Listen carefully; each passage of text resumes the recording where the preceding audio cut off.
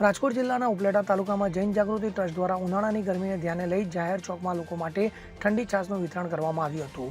ઉપલેટામાં વર્ષોથી સેવાકીય પ્રવૃત્તિઓ કરી રહેલ જૈન જાગૃતિ ટ્રસ્ટ દ્વારા દર વર્ષે ગરીબ અને મધ્યમ વર્ગના બાળકો માટે ખૂબ જ રાહત દરે ફૂલસ્કેપ ચોપડાનું વિતરણ કરવામાં આવતું હોય છે।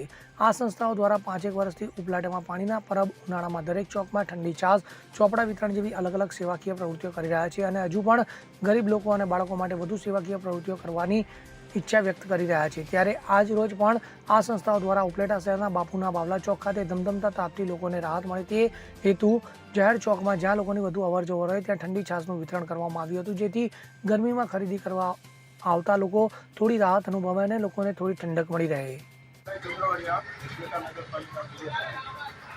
आज रोज અમે બાપુના બાવલા ચોકમાં આવ્યા છીએ। ત્યાં જૈન જાગૃતિ ટ્રસ્ટ દ્વારા તારીખ 2 ના રોજ 2/4 ના રોજ પાણીનું પરબનું ચાલુ કરાયું છે।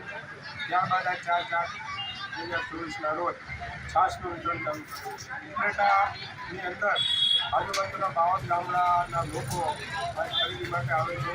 આ ધોધ ધરતા તાપની અંદર જ્યારે પાણીની જરૂર હોય ત્યારે આજુબાજુના ભાગા મારતા છે। ત્યારે જનજાગૃતિ દ્વારા દર વર્ષની જેમ આજે પણ બાપુના બાવલા ચોકની અંદર જે પાણીનું પરબ બંધાયું છે, આજ રોજ એમણે જે છાશનું વિતરણ કર્યું છે। લોકો હોશે હોશે છાશ પી રહ્યા છે। ખરેખર હું ધન્યવાદ આપું છું અશોકભાઈ અને એની ટીમને જૈન જાગૃતિ ટ્રસ્ટને, કે કારણ કે આવા જે પાણીના પરબ કરી ઉપલેટાનું ગૌરવ વધારે છે। અમારે હું તો એમ કહું છું કે આ અશોકભાઈની ટીમ દ્વારા બધા તો પ્રેરણા લેવી જોઈએ।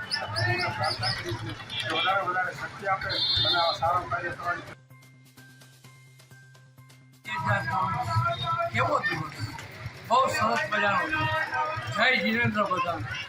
ઉનાળાના તાપની અંદરમાં જૈન જાગૃતિ ઉપલેટા દ્વારા રાહદારીઓને છાશ વિતરણ કરવામાં આવે। જૈન જાગૃતિની પરંપરા છે, રસ્તેથી તડકામાં રસ્તેથી રખડતા મનુષ્યને છાશથી ઠંડક આપવામાં આવે। આપણા વડાપ્રધાને પણ કીધું છે છાશ એટલા માટે ઉત્તમમાં ઉત્તમ શરીર માટે, શરીરમાં પાણીની જે કમી છે એ છાશ દ્વારા પૂરી કરવામાં। જૈન જાગૃતિ વર્ષોથી પરંપરાઓ વિચારધારાથી ભરેલી છે। અમારે તો સમાજની સેવા કરવાની છે। આજે છાશ હોય, આવતીકાલે પાણી હોય, સમ એરિયામાં અમે દેવા જવાના છીએ છાશ અને નોટબુકનું પણ વિતરણ કરીએ। આ છે જૈન જાગૃતિ। જૈન જાગૃતિ એટલે પરસ્પર પ્રેમ અને પરિચયથી પાકતો પરિવાર। સરફરાજ કોડી સાથે CN24 ન્યૂઝ ઉપલેટા।